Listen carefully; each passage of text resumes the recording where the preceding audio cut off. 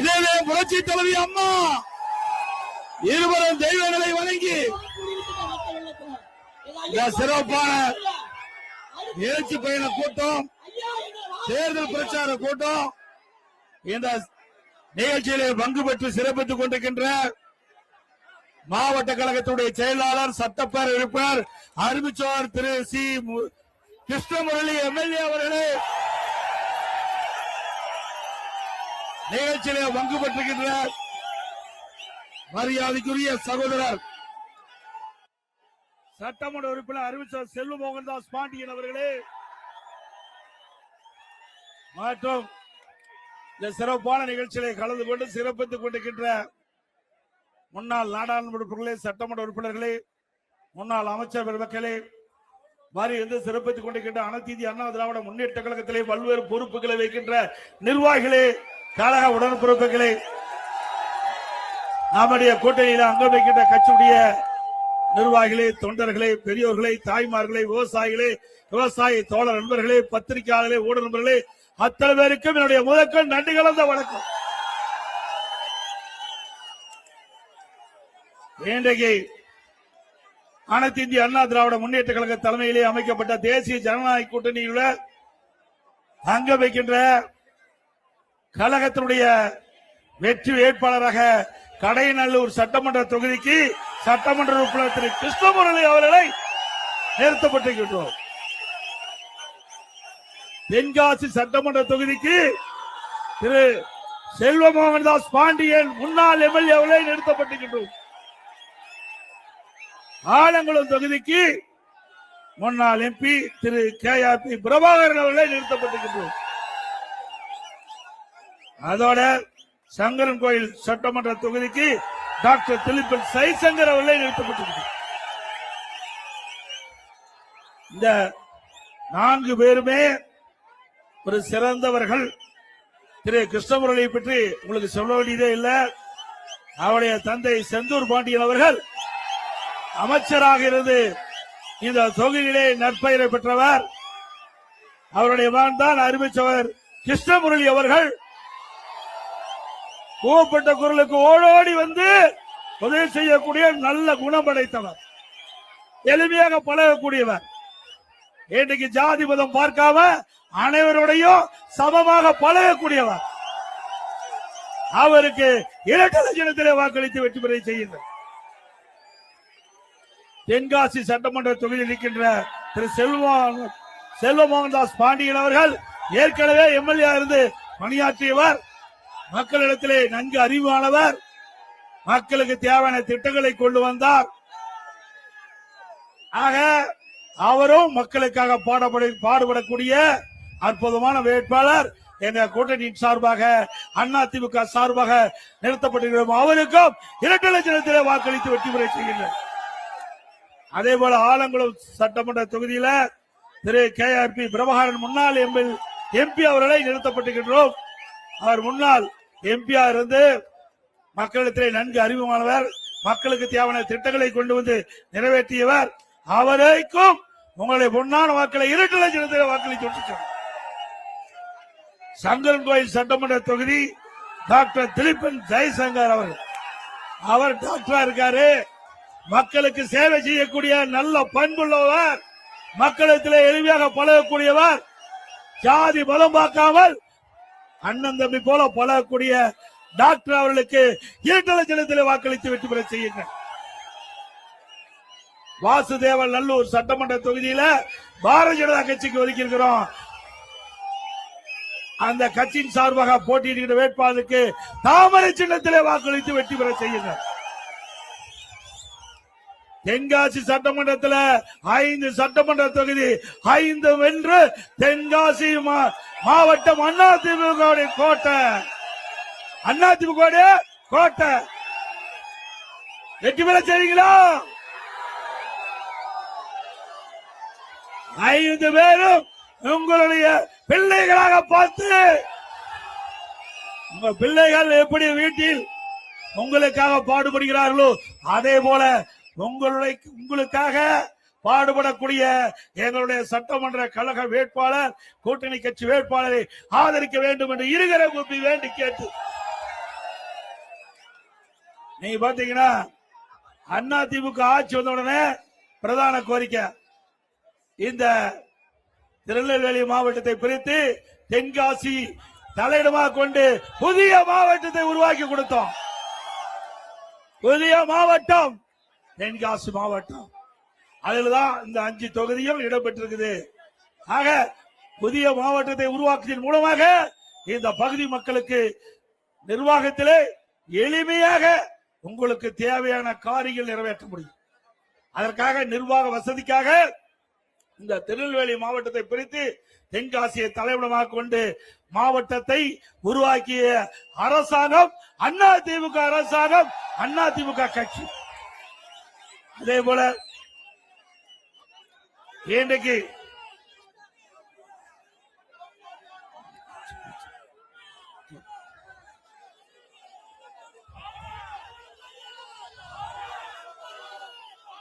அதிமுக தேர்தல் அறிக்கை அதை அப்படியே காப்பி அடிச்சிருக்கிறாங்க திமுக.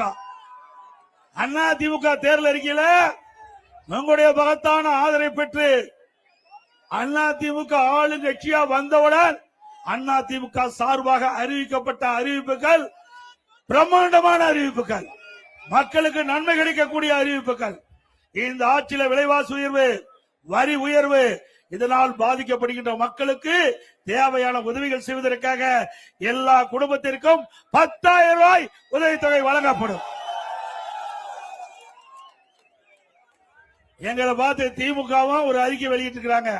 என்ன 8,000 கோடிக்கு கூப்பன் கொடுப்பதாம்.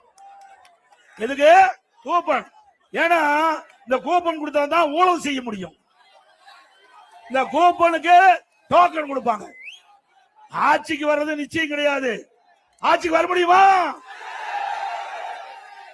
மக்களை குழப்பி ஒரு அறிவிப்பு கொடுத்து, அதுவும் எப்படி டோக்கன் கொடுப்பாங்களாம். நீங்க போய் உங்களுக்கு தேவையான என்னென்ன பொருள் அவையிலே சொல்லிட்டாங்க.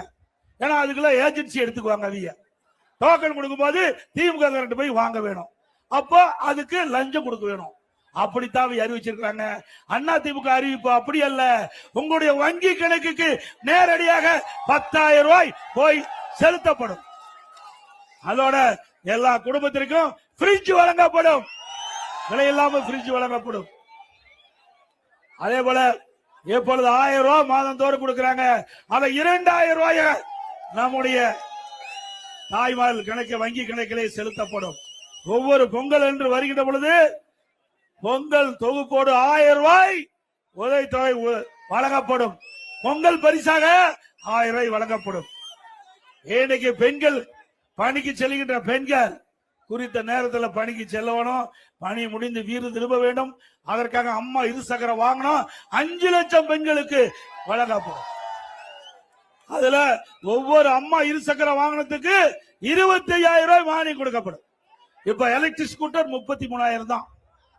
நீங்க மாசம் 500 ரூபாய் கட்டலாம். போதும் 25,000 ரூபாய் முதல்ல நாங்க உங்களுடைய அக்கௌண்ட்ல போட்டு ஆட்டோமேட்டிக்கா நீங்க ஸ்கூட்டர் வாங்கும் போது அந்த பணம் அந்த நிறுவனத்துக்கு போயிடும். அதே போல ஒவ்வொரு குடும்பத்திற்கும் 3 கேஸ் சிலிண்டர் மானியமா வழங்கப்படும். இப்ப நகர பேருந்துல பெண்கள் தான் கட்டணம் இல்லாம பயணம் செல்லலாம் செய்யறாங்க. இனி ஆண்களும் கட்டணம் இல்லாம பயணம் செய்யலாம் நகர பேருந்துல. அதோட இன்னைக்கு படித்து பட்டம் பெற்ற இளைஞர்கள் வேலை வாய்ப்பு இல்லாம தடுமாறிட்டு இருக்காங்க. அவர்களுக்கு மாதந்தோறும் பட்டதாரிகள் வேலை வாய்ப்பு அலுவலகத்திலே பதிவு செய்தவருக்கு 2,000 ரூபாய் வழங்கப்படும். +2 படித்தவர்களுக்கு 1000 ரூபாய் வழங்கப்படும். நம்முடைய தாய்மார்கள் தீபாவளி பண்டிகை மகிழ்ச்சியோடு கொண்டாடுவதற்கு தாய்மார்களுக்கு பெண்களுக்கும் ஒவ்வொரு தீபாவளி என்றும் பட்டு புடவை வழங்கப்படும். அதோட வங்கியில் வாங்கிய நம்முடைய கல்வி கடன் ரத்து செய்யப்படும். கிராமப்புறத்தில் இருக்கின்ற 100 நாள் வேலை திட்டத்தை அனைத்து இந்திய அண்ணா திராவிட முன்னேற்ற கழக அழுத்தம் கொடுத்து மத்திய அரசிடம் அதன் மூலமாக இன்றைக்கு 100 நாளை 125 நாளா உயர்த்தி இருக்கிறாங்க. மீண்டும் அதிமுக ஆட்சி உடனே அதை 125 150 நாளாக உயர்த்தப்படும். திமுக ஆட்சியில் வாக்குறுதி கொடுத்தாங்க. அந்த மக்களை ஏமாற்றி அந்த 100 நாள் வேலை திட்டத்தில் பணிபுரிகின்ற பெண் ஊழியர்களை ஏமாற்றி வாக்குகளை பெற்று ஆட்சிக்கு வந்த பிறகு அவர்கள் அறிவித்த அறிவிப்பை நிறைவேற்றவில்லை. திமுக ஆட்சிக்கு வந்தால் 100 நாள் வேலை திட்டத்தை 150 நாளாக உயர்த்தின்னு வாக்குறுதி கொடுத்து பொய் சொல்லி உங்களை வாக்குகளை பெற்று ஆட்சிக்கு வந்தவர்களுக்கு இந்த தேர்தல் மூலம் தகுந்த பதிலளி கொடுப்பீங்களாமா? அண்ணா திமுக ஆட்சிக்கு வந்தவுடன் 125 நாட்கள் வேலை திட்டத்தை 150 நாளாக உயர்த்தி வழங்கப்படும். அதோட நகர பகுதியில் இருக்கின்ற சாலை அதெல்லாம் அதுலயே வந்துட்டு நான் படிக்கும் அடுத்தது வரும். இன்றைக்கு அனைத்து இந்திய அண்ணா திராவிட முன்னேற்ற கழக ஆட்சி இருக்கின்ற பொழுது பல்வேறு திட்டங்களை நிறைவேற்றினோம். 297 அறிவிப்புகள் நாங்க வெளியிட்டிருக்கிறோம். விவசாயத்திற்கு முக்கியத்துவம் கொடுத்திருக்கிறோம். அனைத்து இந்திய அண்ணா திராவிட முன்னேற்ற கழகம் பிரதானமாக விவசாயிகளுக்கு தேவையான திட்டங்களை அறிவிச்சிருக்கிறோம். நானும் ஒரு விவசாயி, இன்றைக்கும் விவசாய பணியில ஈடுபட்டுகிறேன். இன்றைக்கும் விவசாய பணி தான் எனக்கு முக்கிய தொழில். எனக்கு தொழிலே விவசாயம் தான், வேற எந்த தொழிலும் எனக்கு கிடையாது. ஆக விவசாயிகள் படுகின்ற கஷ்டம், துன்பம், துயரம், வேதனைகள் அத்தனையும் நான் அனுபவித்தவேன். நான் திரு ஸ்டாலினை போட செல்வ செழிப்பில் வாழ்ந்தவன் அல்ல. கிராமத்திலே விவசாயத்தை மண்வெட்டி பிடித்த கை, ஏர் பிடித்த கை, டிராக்டர் ஓட்டிய கை. ஆக விவசாயிகள் ரத்தத்தை வீரியாக மண்ணிலே சிந்தி உழைக்கின்ற விவசாயிகள் அவர்களுக்கு தேவையான உதவிகளை செய்வதுதான் எங்களுடைய அரசுடைய முதல் கடமை என்ற நோக்கத்திலே எங்களுடைய தேர்தல் அறிக்கை வெளியிடப்பட்டுள்ளது. அதிமுக ஆட்சி இருக்கின்ற பொழுதுதான் மாண்புமிகு அம்மா அவர்கள் தேர்தல் நேரத்தில் குறிப்பிட்டார்கள். அதிமுக ஆட்சிகளுடன் விவசாயிகள் தொடக்க வேளாண் கூட்டுறவு கடன் சங்கத்திலே வாங்கிய பயிர்க்கடன் தள்ளுபடி என்று சொன்னார்கள். தள்ளுபடி செய்தோம். கொரோனா காலம் விவசாயிகள் பாதிக்கப்பட்டார்கள். விவசாயிகள் உற்பத்தி செய்யப்பட்ட அந்த விளைபொருளுக்கு நியாயமான விலை கிடைக்கவில்லை. அதனால் தாங்கள் கூட்டுறவு வங்கி தொடக்க வேளாண் கூட்டுறவு வங்கியில் வாங்கிய பயிர்க்கடன் செலுத்த முடியவில்லை என்ற கோரிக்கை விவசாய பொதுமக்கள் வைத்தார்கள். அவருடைய கோரிக்கை ஏற்று அதிமுக அரசு நான் முதலமைச்சர் இருந்த பொழுது 12,100 கோடி விவசாயியுடைய கடனை தள்ளுபடி செய்த அரசாங்கம் அதிமுக அரசு. மீண்டும் அதிமுக அரசு மலரும். விவசாயிகள் வாங்கிய பயிர்க்கடன் தள்ளுபடி செய்யப்படும். அதே போல இன்றைக்கு திராவிட முன்னேற்ற கழகத்தில் ஆட்களே இல்ல. இன்றைக்கு அண்ணா திமுகவில் இருந்து நீக்கப்பட்டவர்கள் தான் திமுகவில் போய் அடைக்கலம் முடிச்சிருக்காங்க. எங்க செல்லாத ஓட்டு, அதனால ஏதாவது பயனுண்டா? நாம் தூக்கி எறியப்பட்டவர்களை அவர்கள் அமர வைத்திருக்கின்றார்கள். இப்பொழுது பாத்தீங்கன்னா 19 பேர் போட்டிடுறாங்க. அண்ணா திமுகவில் இருந்து தூக்கி எறியப்பட்டவர்கள், விலக்கி வைத்தவர்கள், விலக்கப்பட்டவர்கள் 19 பேர் இந்த தேர்தலில் போட்டிடுறாங்க. ஆனா அண்ணா திமுக அப்படி அல்ல. இன்னைக்கு பொன்மலை செம்மல் புரட்சி தலைவர் எம்ஜிஆர் தோற்றுவித்த கட்சி, அம்மா கட்டி காத்த கட்சி. 31 ஆண்டு காலம் உங்களுடைய பேர் ஆதரவுகளை ஒரு நல்ல ஆட்சி நாட்டு மக்களுக்கு தந்த அரசாங்கம் அண்ணா திமுக அரசாங்கம். ஆக எங்களுடைய இயக்கத்தை பொறுத்த வரைக்கும் தலைவர்கள் இல்லை, ஆனால் தொண்டர்கள் நிறைந்த இயக்கம். உங்களை போல் இருக்கின்ற சாதாரண மக்கள் நிறைந்த இயக்கம். ஸ்டாலின் அவர்களே, எங்கள் இயக்கத்தை உடைப்பதற்கு எவ்வளவு முயற்சி செய்தீர்கள்? முடக்குவதற்கு எவ்வளவு முயற்சி செய்தீர்கள்? எவ்வளவு வழக்குகளை போட்டீர்கள்? அத்தனையும் பொதுமக்கள் துணையோடு, கழக நிர்வாகிகள் தொண்டரோடு தவிடுபடி ஆக்கி அனைத்து இந்திய அண்ணா திராவிட முன்னேற்ற கழகம் வலிமையான இயக்கம் என்பதை நாங்கள் நிரூபித்துக் கொண்டிருக்கின்றோம். என்று சொன்னால் அண்ணா திமுக கட்சி சொந்த காலில் நிற்கின்றது. திமுக கூட்டணியை நம்பி இருக்குது. அப்படித்தானே? எப்பொழுது பார்த்தாலும் ஸ்டாலின் பேசுகிறார், எங்க கூட்டணியில நிறைய கட்சி இருக்குதுன்னு. எவ்வளவு கட்சி வேணாலும் சரி, மக்கள் ஓட்டு போடுறதால ஜெயிக்க முடியும். அதுதானே உண்மை. அண்ணா திமுக அப்படி அல்ல. மக்களை நம்பி தேர்தலிலே நிற்கின்றோம். மக்களுக்கு சேவை செய்வதற்காக நாங்கள் கூட்டணி அமைச்சிருக்கிறோம். எங்கள் கூட்டணி மக்களுடைய பிரச்சனையை முன்வைத்து மக்களுடைய பிரச்சனையை தீர்ப்பதற்காக குரல் கொடுக்கின்ற கட்சிகள் ஒன்றாக இணைந்து கூட்டணி அமைச்சிருக்கின்றோம். மக்கள் விரோத திமுக ஆட்சி அகற்ற வேண்டும் என்ற அடிப்படையிலே அனைத்து இந்திய அண்ணா திராவிட முன்னேற்ற கழக தலைமையிலே தேசிய ஜனநாயக கூட்டணி அமைஞ்சிருக்குது. ஸ்டாலின் அவர்களே, எப்பொழுது பார்த்தாலும் ஸ்டாலின் பேசுறார். நேற்று தேர்தல் அறிவிப்பு வெளியிட்ட உடனே நிருபர் பேட்டி கேட்கிறாங்க. அப்ப திரு ஸ்டாலின் பேசுறார், திமுக தமிழ்நாட்டுக்கும் டெல்லிக்கும் தான் பிரச்சனையா? என்னையா பிரச்சனை இருக்குது? ஏங்க தேர்தல் எங்க நடக்குது? எங்க நடக்குதுங்க? தமிழ்நாட்டுல நடக்குது, டெல்லியிலேயே நடக்குது. அந்த முதலமைச்சருக்கு அது கூட தெரியல. இப்படிப்பட்ட முதலமைச்சர் தமிழகத்துக்கு கொண்டு வந்து என்ன செய்ய போறோம்? அதனால பொம்மை முதலமைச்சர் இருக்கிறேன். உண்மைதானே? ஒரு தில்லு திராணி தெம்பு ஒரு சுயமா சிந்திக்கக்கூடிய நிலையில் இருந்தா தமிழ்நாட்டில் சட்டமன்ற தேர்தல் நடக்குது, டெல்லியில நடக்கல, தமிழ்நாட்டில் நடக்குது. ஸ்டாலின் அவர்களே, இனியாவது திருத்தி பேசுங்க, திருத்தி பேசுங்க. தமிழ்நாட்டில் நடக்கிற தேர்தல் யாராருக்கு போட்டி? யாராருக்கு போட்டி? நமக்கு எதிரி திமுக தானே. திமுக வீழ்த்துவதற்கு தான் நம்ம கூட்டணி அமைச்சிருக்கிறோம். மக்களோட ஆட்சி அகற்றுவதுதான் நம்முடைய நோக்கம். அதெல்லாம் விட்டுட்டு, ஏன்னா நம்ம குறை சொல்றதுக்கு வழியே கிடையாது. அண்ணா திமுகவே குறை சொல்றதுக்கு வழியே கிடையாது. என்னென்னமோ பார்த்தாரு, எதுவுமே கண்டுபிடிக்க முடியல. இப்பொழுது என்ன பேசுறார்? தமிழ்நாட்டுக்கும் டெல்லிக்கும் தான் போட்டியா?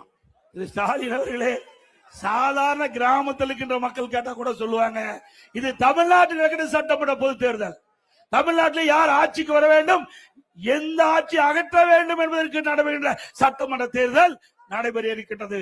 அந்த தேர்தலில் திராவிட முன்னேற்ற கழகம் இந்த தேர்தலோடு இறுதி தேர்தல். இறுதி தேர்தல் திமுகவுக்கு. ஏன்னா திராவிட முன்னேற்ற கழகம்னா திரு கருணாநிதி குடும்பம், திரு கருணாநிதி குடும்பம்னா திமுக. இப்படிப்பட்ட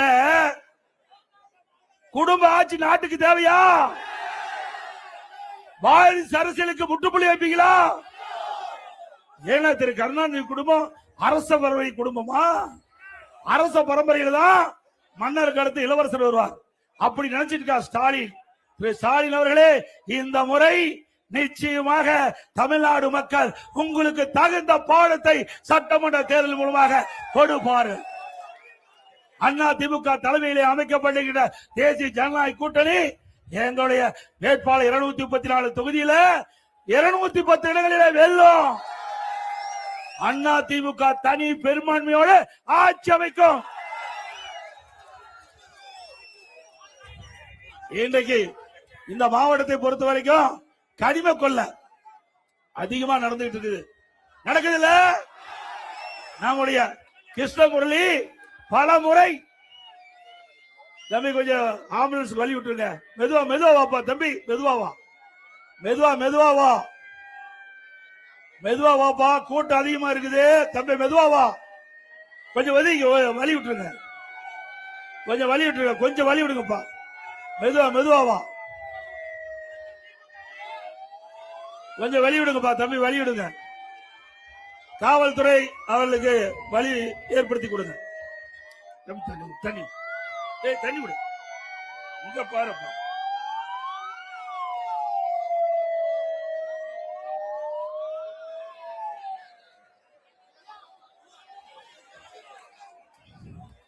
கனிம வள கொள்ள இந்த தென்காசி மாவட்டத்தில் மட்டும் மிகப்பெரிய அளவில் நடந்திருக்குது.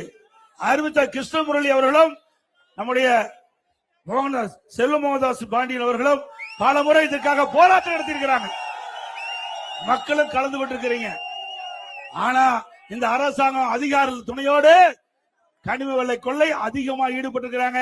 அண்ணா திமுக ஆட்சிக்கு வந்த உடனே இதுக்கு விசாரணை நடைபெற்று சட்ட நீதியாக தவறு செய்வது உரிய நடவடிக்கை எடுக்கப்படும். அதே போல சட்ட ஒழுங்கு கடுமையா பாதிச்சிருக்குது. தமிழகத்தில் சட்ட ஒழுங்கு சந்தி சிரிக்குது. இன்றைக்கு தமிழகத்தில் சிறுமிக்கு பாதுகாப்பு இல்ல, பெண்களுக்கு பாதுகாப்பு இல்ல, என் பாட்டிமாருக்கு கூட பாதுகாப்பு இல்ல. கேவலமான ஆட்சி, உண்மைதானே? ஆக இதையெல்லாம் தடுத்து நிறுத்த வேண்டும் என்றால் அதிமுக ஆட்சிக்கு வர வேண்டும். அதோட தமிழகத்தில் போதைப் பொருள் விற்பனை அமோகமா நடந்துட்டு இருக்குது. போதைப் பொருள் விற்பனை நடக்காத இடமே இல்ல. கிராமத்திலிருந்து நகர வரை போதைப் பொருள் விற்பனை அதிகமா நடந்துட்டு இருக்குது. இதனால மாணவர்கள், இளைஞர்கள், பொதுமக்கள் இந்த போதைக்கு அடிமையாகி இன்றைக்கு சீரழியக்கூடிய நிலை தமிழகத்தில் ஏற்பட்டிருக்குது. நான் சட்டமன்றத்தில் முதலமைச்சரோட கவனத்தை கொண்டு வந்தேன், அறிக்கையின் வாயிலாக வெளியிட்டேன், ஊடகத்தின் வாயிலாக பேட்டி கொடுத்தேன். திரு ஸ்டாலின் அவர்களே, இந்த போதை நடமாட்டம் தமிழகத்தில் அதிகமாக இருக்கிறது. போதைப் பொருளை கட்டுப்படுத்துங்கள். இந்த கஞ்சா விற்பனை அதிகமாக இருக்கிறது. இந்த கஞ்சா போதைக்கு அடிமையாகின்றவர்கள் தன்னை மறந்து குற்றச்செயல் ஈடுபட்டு என்ன செய்வது என்று தெரியாமல் தவறான வழியிலே நடந்து கொண்டிருக்கின்றார்கள். கொள்ளை, திருட்டு, வழிப்பறிவு, பாலியல் கொடுமை நடப்பதற்கு காரணம் இந்த கஞ்சா போதை ஆசாமியால். ஆகவே அப்படிப்பட்ட நிலைமை தமிழகத்தில் நிலவிக் கொண்டிருக்கிறது. அப்படிப்பட்ட ஆட்சி தொடர வேண்டுமா? அனைத்து இந்திய அண்ணா திராவிட முன்னேற்ற கழகம் ஆட்சிக்கு வந்த உடனே 3 மாதத்தில் இந்த போதைப் பொருள் நடமாட்டத்தை முற்றிலும் தடுத்து நிறுத்தப்படும், ஒழிக்கப்படும். தமிழகம் போதைப் பொருள் இல்லாத மாநிலமாக உருவாக்கப்படும். ஒரு நாட்டுடைய வளர்ச்சி அமைதியாக நாடு இருக்க வேண்டும். ஒரு மாநிலம் அமைதியாக இருக்க வேண்டும். அப்பதான் அந்த மாநிலத்துடைய வளர்ச்சி பார்க்க முடியும். ஆனால் இன்றைக்கு திராவிட முன்னேற்ற கழக ஆட்சியில இந்த போதைப் பொருள் விற்பனை அதிகமாக இருந்த காரணத்தினால இன்றைக்கு மக்கள் பல்வேறு இன்னல்களுக்கும் இடர்பாடுகளுக்கும் ஆளாக்கப்படுகின்ற காட்சியை நாம் பார்க்கின்றோம். இன்னைக்கு கூட பாத்தீங்கன்னா இந்த இதுக்கு முந்தைய ஒரு டிஜிபி இருந்தார், அவர் ரிட்டையர் ஆகி போயிட்டார். கஞ்சாவை தடுப்பதற்கு 2.0, 3.0, 4.0 போட்டு ரிட்டையர் ஆயிட்டார். போட்டுதான் மிச்சம். நான் கூட நினைச்சோம், பரவாயில்ல, எப்படியோ இந்த டிஜிபி ஆவது இந்த கஞ்சா விற்பனையை தடுத்து நிறுத்தத்துக்கு முன் வந்திருக்காரு. 2.0 போட்டாரு, 3.0 போட்டாரு, 4.0 போட்டாரு. கடைசியில போட்டு ரிட்டையர் ஆனதுதான் மிச்சம். ஒண்ணுமே செய்யல. ஏன்னா விக்கிற முறை திமுக காரன். இப்ப எங்க போய் இந்த போதைப் பொருள் விற்பனை தடுக்க முடியும்? ஆக இன்றைக்கு காவல்துறையை சேர்ந்தவர்கள் அவருடைய கையில் கட்டப்பட்டுகின்றன. இன்றைக்கு அவர்கள் என்ன செய்வது தடுமாறி கொண்டிருக்கின்றார்கள். ஆக இன்றைக்கு போதைப் பொருள் விற்பனையிலே அதிகமாக இருக்கின்ற நபர்கள் ஆளுங்கட்சியை சேர்ந்தவர்களாக இருக்கின்ற காரணத்திலே அவர்களை ஒன்னும் செய்ய முடியல. ஆனா அதிமுக ஆட்சிக்கு வந்தா இதில் யாரெல்லாம் போதைப் பொருள் விற்பனையில் ஈடுபட்டிருக்கிறார்களோ அவரெல்லாம் சட்டத்தின் முன் நிறுத்தப்பட்டு சட்ட ரீதியாக நடவடிக்கை எடுக்கப்படும். இன்னைக்கு கிராமம் இது தென்காசி மாவட்டத்தை பொறுத்த வரைக்கும் 90% விவசாயிகள் நிறைந்த மாவட்டம், விவசாயி தொழிலாளி இருந்த மாவட்டம். 2 கண், ஒரு மனிதனுக்கு 2 கண் மாதிரி, ஒன்று விவசாய தொழிலாளி. இருவர்களையும் காப்பாற்றுவது அதிமுகவுடைய அரசாக இருந்தது. விவசாயிகளுக்கு பயிர்க்கடன் தள்ளுபடி, அதோட விவசாயிகளுக்கு மும்முனை மின்சாரம் 24 மணி நேரம் கொடுத்த விவசாயிகள். அந்த 24 மணி நேரம் மும்முனை மின்சாரம் கொடுத்ததுனால விவசாய தொழில் சிறந்தது. விவசாய தொழிலாளிக்கு முழுமையான பணி கிடைச்சது. மகிழ்ச்சியா இருந்தாங்க. திமுக ஆட்சிக்கு வந்தாங்க, ஷிப்ட் முறையில போட்டாங்க. அதனால விவசாய பணி முடங்குகிறது. அதோட இன்றைக்கு பல ஆண்டுகளாக ஏரி, குளம், குட்டை எதுவுமே தூர் வராம இருந்தது. அதிமுக ஆட்சியில குடிமராமத்து திட்டத்தை கொண்டு வந்து விவசாயிகள் பங்களிப்போடு ஏரி, குளம், குட்டை அனைத்தும் தூர்வாரப்பட்டது. அதனால ஏரிகள் ஆழமான, குட்டைகள் ஆழமான, கண்மாய்கள் ஆழமாக்கப்பட்டது. பெய்கின்ற மழை நீர் முழுவதும் சேமித்து வைத்து கோடை காலத்திலே நிலத்தடி நீர் உயர்ந்து குடிப்பதற்கு தேவையான நீர், வேளாண்மைக்கு தேவையான நீரை கொடுத்த அரசாங்கம் அதிமுக அரசாங்கம். பொதுப்பணித்துறையின் சார்பாக தமிழகத்திலே 14,000 ஏரிகள் இருக்கின்றன. நான் பொதுப்பணித்துறை அமைச்சராக இருந்த பொழுது 8,000 ஏரிகள் தூர்வாரப்பட்டன. அதே போல கிட்டத்தட்ட உள்ளாட்சி அமைப்பின் மூலமாக 26,000 ஏரி, குளம், குட்டைகள் இருக்கின்றன. 26,000 ஏரி, குளம், குட்டைகள் எல்லாம் தூர்வாரப்பட்ட காலத்தினாலே நீர்நிலைகள் உயர்ந்திருக்கின்றன. இது அதிமுக ஆட்சியுடைய சாதனை. அதையும் தடுத்து நிறுத்திட்டாங்க. இன்னைக்கு விவசாயிகளும் விவசாய தொழிலாளிகளும் அந்த வண்டல் மனை இலவசமாக அள்ளிட்டு போலாம், யாரும் தடுக்கல. ஆனா இன்றைக்கு ஒரு லோடு மண்ணு கூட அள்ள முடியல. ஏரியிலிருந்து மண் அள்ளுனா அதுக்கு தனி காசு கொடுக்க வேணும். அப்படிப்பட்ட ஊழல் ஆட்சி மீண்டும் தேவையா? இன்னொன்னு ஸ்டாலின் தந்தார். அந்த நான் முதலமைச்சர் இருந்த காலத்துல ஸ்டாலின் பெட்டி மேல எப்பவுமே ஒரு கண்ணு உண்டு திமுக காரனுக்கு. அது இன்றைக்கு முதலமைச்சருக்கு ரொம்ப ரொம்ப கண்ணு உறுத்திக்கிட்டே இருக்கு. ஊர் ஊரா ஒரு பெட்டி எடுத்துட்டு போய் அங்க ஒரு திட்டு கண்டா ஒரு பெட்ஷீட்டை போட்டு அந்த பெட்டி வச்சுட்டு அந்த ஊர் மக்கள் எல்லாம் அழைச்சு உங்களுக்கு என்ன பிரச்சனை இருக்குது அந்த பிரச்சனையை ஒரு வெள்ளத்தாள் எழுதி அந்த பெட்டிக்குள்ள போடுங்க. நான் அந்த பெட்டியை பூட்டி சீல் வச்சு பத்திரமா நான் வீட்டுல கொண்டு வச்சிருந்து திமுக ஆட்சிக்கு வந்த உடனே சீலை ஒழிச்சு பெட்டி திறந்து உங்க மனுவை படிச்சு பார்த்து உங்களுக்கு நிவர்த்தி செய்யும் சொன்னார். செஞ்சாரா? ஏங்க எவ்வளவு ஏமாற்று வேலை பாருங்க. அதுல என்ன தங்கத்தையும் பணத்தையுமா போடுறாங்க பெட்டிக்குள்ள? வெறும் வெள்ளத்தாளை தான் போடுறாங்க. ஆனா அந்த வெள்ளத்தாள் எங்க கிடக்குது? சிவகங்கையில ஆத்துல கிடக்குது. எப்படி மக்களை ஏமாற்றி கவர்ச்சிகரமா பேசி வாக்குகளை பெற்று ஆட்சிக்கு வந்த அரசு திமுக அரசு என்பதை நாம் உணர வேண்டும். அப்படி மக்களை ஏமாற்றுவதில் தில்லாடிகள் திமுக கட்சிக்காரர். அதோட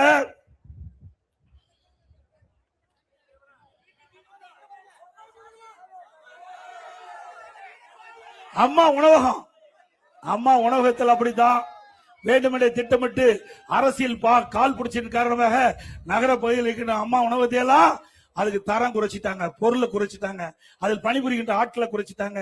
இதனால ஏழை எளிய மக்களுக்கு குறைந்த விலையிலே தரமான உணவு கொடுப்பதிலே இன்றைக்கு இந்த ஆட்சியிலே பாகுபாடு காட்டுறாங்க.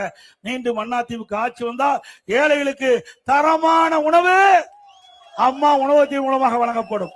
அற்புதமான உணவு கொடுக்கப்படும். நான் விவசாயி, அந்த விவசாயில உற்பத்தி செய்யப்படுகின்ற காய்கறிகள் அனைத்தும் நம்முடைய அம்மா உணவகத்தின் மூலமாக வாங்கப்பட்டு காய்கறிகளோடு அம்மா உணவகம் செயல்படும். 2000 அம்மா மினி கிளினிக் கொடுத்தேன். 2000 அம்மா மினி கிளினிக் கிராமத்திலிருந்து நகரம் வரை ஏழை மக்கள் அதிகமாக வசிக்கக்கூடிய பகுதியை தேர்ந்தெடுத்து அம்மா மினி கிளினிக் கொடுத்தோம். அதையும் மூடிட்டாங்க. ஒவ்வொரு அம்மா மினி கிளினிக்கையும் ஒரு எம்பிபிஎஸ் டாக்டர், ஒரு செவிலியர், ஒரு மருத்துவ உதவியாளர் நியமிக்கப்பட்டு மக்களிடத்தில் மிகப்பெரிய செல்வாக்கு கிடைச்சது. மக்கள் அந்த ஏழை மக்கள் அந்த பகுதியில் அம்மா மினி கிளினிக் சென்று இலவசமா விலை இல்லாம சிகிச்சை பெற்றாங்க. அது ஸ்டாலினுக்கு பொறுக்கல. ஏழைகளுக்கு வைத்தியம் கொடுப்பது கூட பொறுக்க முடியாத ஸ்டாலின் நாட்டை ஆளுவதற்கு தகுதியானவரா? சிந்திச்சு பாருங்க. இதுல என்னங்க அரசியல் வேண்டியது? ஒரு சாதாரண மக்கள், கிராமத்தில் வாழ்கின்ற மக்கள் இன்னைக்கு நகரத்துக்கு 10 கிலோமீட்டர் 15 கிலோமீட்டர் சென்றாதான் அவர்கள் வைத்தியம் செய்ய முடியும், சிகிச்சை பெற முடியும். அப்படிப்பட்ட ஏழை மக்கள் வசிக்கின்ற அந்த பகுதியிலேயே அம்மா மினிக்கிளை கொண்டு வந்து அவளுக்கு நல்ல சிகிச்சை அளிக்கக்கூடிய ஒரு வாய்ப்பை ஏற்படுத்தி கொடுத்தோம். அது கூட பொறுக்க முடியாத முதலமைச்சர் ஸ்டாலின் அவர்கள் அந்த திட்டத்தை முடக்கி வச்சிருக்காங்க. மீண்டும் அதிமுக ஆட்சி வந்தவுடனே அம்மா மினிக்கிளை துவக்கப்படும் கிராமம் புறம். அதே போல அதிமுக ஆட்சிக்கு வந்தவுடனே ரேஷன் கடையில விலையெல்லாம் அரிசி கொடுத்துட்டு இருக்கிறோம். இனிமேல் விலையில்லா பருப்பு, விலையில்லா எண்ணெய் கொடுக்கப்படும். விலையில்லா சமையல் எண்ணெய் காசு கொடுக்க வேண்டிய அவசியமே இல்ல. அதிமுக ஆட்சி மலர்ந்தவுடனே பருப்பும் எண்ணெயும் விலையில்லாம ரேஷன் கடையில வழங்கப்படும். அது மட்டுமல்ல, இப்பொழுது வழங்கப்படுகின்ற அரிசி தர குறைவாக இருப்பதாக எங்கிட்ட சொன்னாங்க. இன்னைக்கு கடையில எப்படி அரிசி வாங்குறீங்களோ அதே போல ரேஷன் கடையிலும் தரமான அரிசி கொடுக்கும். டபுள் பாயிலிங் போட்டா தரமான அரிசி கிடைக்கும் என்று அந்த அரிசி ஆலை அதிபர்கள் என்னிடத்திலே தெரிவித்தார்கள். அவரெல்லாம் அழைத்து பேசினேன். இப்படி ரேஷன் கடையில போடுகின்ற அரிசி தரம் குறைவாக இருக்கிறது, மக்களிடத்திலிருந்து புகார் வருகிறது, தரமான அரிசி எப்படி வழங்க வேண்டும் என்று கேட்கின்ற பொழுது அவர்கள் சொன்னார்கள், எங்களுடைய நவீன அரசியலாளிகள் இருக்கின்றன, அதன் மூலமாக இன்றைக்கு லெவியில் வாங்கிய அரசு நம்முடைய விவசாயத்திலிருந்து வாங்கப்படுகின்ற அந்த நெல்கள் எல்லாம் முறையாக பராமரிக்கப்பட்டு அந்த நவீன அரிசி ஆலையின் மூலமாக தரமான அரிசி ரேஷன் கடையிலே வழங்கப்படும். இனிமே கடையில போய் 1 கிலோ கூட வாங்க வேண்டிய அவசியம் இல்ல. தரமான அரிசி கொடுப்பேன், இது நிச்சயம். அதை நான் நேரடியாக கண்கூடாக பார்த்து விட்டேன். இந்த அரிசி எப்படி கொடுக்க முடியும் என்று நான் அரிசி ஆலைகளை சந்தித்த ஆலோசனை நடத்திய பொழுது அவர்கள் தெரிவித்தார், இதை இப்படி செஞ்சா நல்ல அரிசி கிடைக்கும், கடையில் இருக்கிற அரிசி மாதிரியே நம்ம ரேஷன் கடையிலையும் வழங்கலாம் என்று இடத்திலே தெரிவித்தார்கள்.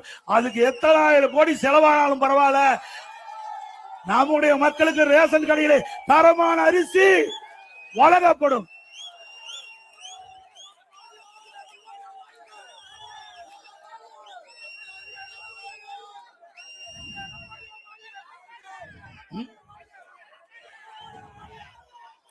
அதே போல இன்னைக்கு இஸ்லாமிய பெருமக்கள் சிந்திக்க வேண்டும்.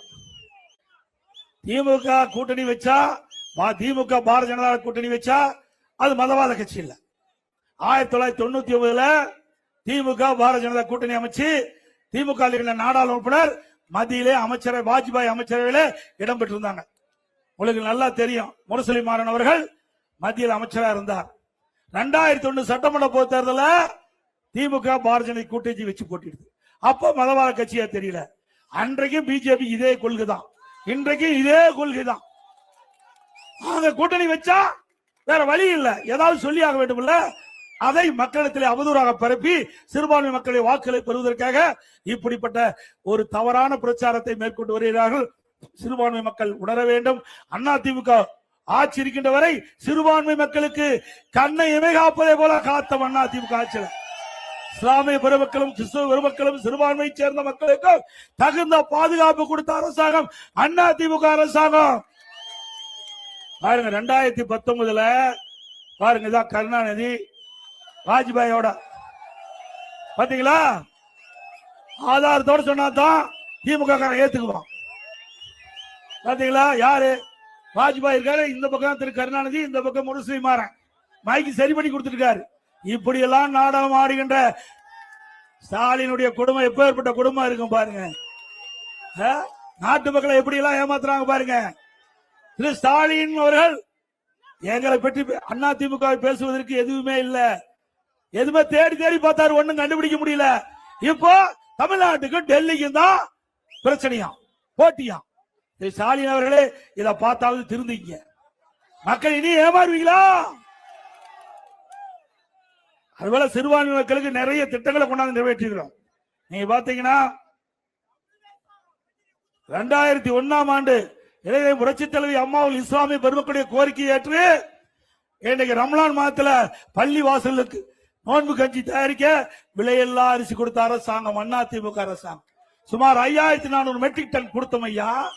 நீ கொடுத்தியா? அதாவது இன்னைக்கு உலக அளவில் இஸ்லாமியர்கள் வைக்கின்ற நாட்டில் கூட கொடுக்கல, பாகிஸ்தான்ல கொடுக்கல, பங்களாதேஷ்ல கொடுக்கல. இன்றைக்கு பல இஸ்லாமியர்கள் வாழ்கின்ற அந்த நாட்டில் கூட கொடுக்காத போது இந்தியாவில் இருக்கின்ற மாநிலத்தில் தமிழ்நாட்டில் நம்முடைய இஸ்லாமிய பெருமக்களுடைய கோரிக்கை ஏற்று இதை புரட்சி தலைவி அம்மா அவர்கள் நோம்பு கட்டி கிடைக்க விலையில்லாம அரிசி கொடுத்த கட்சி அதிமுக கட்சி. நாகூர் தர்கா சந்தன குடு விழாவிற்கு தேவைப்படும் சந்தன கட்டைகள் விலையில்லாம தொடர்ந்து நாங்கள் கொடுத்தோம். 2012 வரை ஹஜ் புனித பயணம் மேற்கொள்வதற்கு மத்திய அரசு மானியம் கொடுத்து வந்தது. திடீரென்று நிறுத்தப்பட்டு விட்டது. இஸ்லாமிய பெருமக்கள் நான் முதலமைச்சர் இருந்த பொழுது என்னை சந்தித்து கோரிக்கை வைத்தார்கள், அந்த மானியம் தொடர வேண்டும் என்று சொன்னார்கள். அதன்படி அதிமுக ஆட்சி 2019 6 கோடி அந்த ஹஜ் புனித பயணம் மேற்கொள்வதற்கு தொடர்ந்து கொடுத்தோம். அதை உயர்த்தி கொடுக்க வேண்டும் என்று கோரிக்கை வைத்தார்கள். 2021 முதல் ஹஜ் புனித பயணம் மேற்கொள்வதற்கு 6 கோடியிலிருந்து 12 கோடியாக உயர்த்தி கொடுத்த அரசாங்கம் அதிமுக அரசாங்கம். அதுபோல ஹஜ் பயணிகள் சென்னையில தங்கி செல்வதற்கு ஹஜ் செல்ல வேண்டும் கேட்டாங்க. அதற்காக 15 கோடி ரூபாய் நிதி ஒதுக்கீடு செய்யப்பட்ட அரசாங்கம் அதிமுக அரசு. 2014 காட்சிகளுக்கு மாதந்தோறும் 20,000 ரூபாய் மதிப்பூதியம் வழங்கும் திட்டத்தை துவங்கியது அதிமுக அரசு. உலமாக்கள் மோதிலார்கள் ஓய்வூதிய பயனாளர்கள் எண்ணிக்கை 2000 2600 ஆகும். அவருடைய ஓய்வூதியம் 780 3000 உயர்த்தி வழங்கியது அதிமுக அரசு. உலமாக்களுக்கு புதிய 2 சக்கர வாகனங்கள் வாங்க 25,000 ரூபாய் மானியம் வழங்கப்பட்ட அரசு அதிமுக அரசு. வாரியத்திற்கு ஆண்டு நிர்வாக மானியம் மற்றும் பள்ளி வாசகங்கள் தற்காகள் பழுதுபார்த்தல் மற்றும் புனரமைப்பு பணிகள் மேற்கொள்ள நிதி வழங்கப்பட்டது. இஸ்லாமிய அமைப்புள்ள நேரடி நியமன முறையில் நிரப்பப்படாத பணியிடங்களுக்கு முன்கொடர்வு முறையை நீடிக்க அரசாணை வெளியிடப்பட்டது அதிமுக ஆட்சியில. 2018 ஆண்டு கஜா புயல் பெரும் வெள்ளத்தால் பாதிப்படைந்த நாகூர் தர்காவு குளக்கரை சேதமடைந்து விட்டது. என்னிடத்திலே கோரிக்கை வைத்தார்கள். நாகப்பட்டினம் சென்ற பொழுது நேரடியாக நாகூர் தர்கா குளக்கரையை பார்வையிட்டு அந்த குளக்கரையை சீர் செய்ய 4,25,00,000 ஒதுக்கிய அரசாங்கம் அதிமுக அரசாங்கம். சிறுபான்மை பொருளாதார மேம்பாட்டுக் கழகம் அமைத்தது அதிமுக அரசு. தமிழ்நாடு அரசு பணியாளர் தேர்வாணையத்தின் தலைவராக முதலில் இஸ்லாமிய சமுதாயத்தைச் சேர்ந்த பெண்மதி திருமதி யாஸ்மின் அகமது IAS அவர்களை நியமித்தது. 2002ஆம் ஆண்டு இந்திய ஜனாதிபதி தேர்தலில் டாக்டர் APJ அப்துல் கலாம் அவர்கள் வாக்களித்தோம். ஜனாதிபதியாக வாக்களித்தோம். திமுக எதிர்த்து வாக்களித்தது. சிறுபான்மை மக்களுக்கு ஆதரவு கொடுப்போம் என்று தம்பட்டம் அடிக்கின்ற திமுக அப்துல் கலாம் அவர்களை எதிர்த்து வாக்களித்த கட்சி திமுக கட்சி. அப்துல் கலாமுக்கு ஆதரவளித்து வாக்களித்து இந்திய நாட்டினுடைய ஜனாதிபதி ஆக்கினது அண்ணா திமுக. அதே போல இன்றைக்கு ராமநாதபுரத்தில் டாக்டர் APJ அப்துல் கலாம் அவருடைய நினைவாக கலை மற்றும் அறிவியல் கல்லூரியே துவங்கப்பட்டது. 2017 திண்டுக்கல்லில் ஹைதர் அலி மற்றும் திப்பு சுல்தான் அவர்களுடைய வாழ்க்கை வரலாறு குறித்து மணிமண்டபம் திறக்கப்பட்டது. கண்ணியமிக்க காகிதம் இல்லத்தவர்களுக்கு சென்னையில மணிமண்டபம் அமைக்கப்பட்டது அதிமுக அரசாங்கம். இப்படி இஸ்லாமிய பொதுமக்களுக்காக நிறைய திட்டங்களை கொண்டு வந்து நிறைவேற்றப்பட்ட அரசு அதிமுக அரசாங்கம். இஸ்லாமியர்கள் மற்றும் கிறிஸ்துவ மற்றும் ஏனைய சிறுபான்மை வகுப்பைச் சேர்ந்த மகளிர் சுய தொழில் தொடங்க வட்டிலா கடன் வழங்கப்படும் என்ற அறிவிப்பை கொடுத்திருக்கிறோம். அதுவும் அந்த சிறுபான்மை மக்களை பாதுகாப்பதற்காக அறிவிக்கப்பட்ட திட்டம் என்பதை இந்த நேரத்தில் தெரிவித்து, அதிமுக ஆட்சி இருக்கின்ற பொழுது பல்வேறு திட்டங்களை நாங்கள் நிறைவேற்றி கொடுத்திருக்கிறோம். தென்காசியை தலையிடமாக கொண்டு புதிய மாவட்டத்தை உருவாக்கி தந்தோம். எங்களது ஆட்சியில தென்காசி மாவட்ட ஆட்சியாளர் அலுவலகம், எங்களுடைய ஆட்சியில திருநெல்வேலி மாவட்டத்தை பிரித்து தென்காசி தலைமையாக கொண்டு புதிய மாவட்டத்தை உருவாக்கிய அரசு அதிமுக அரசு.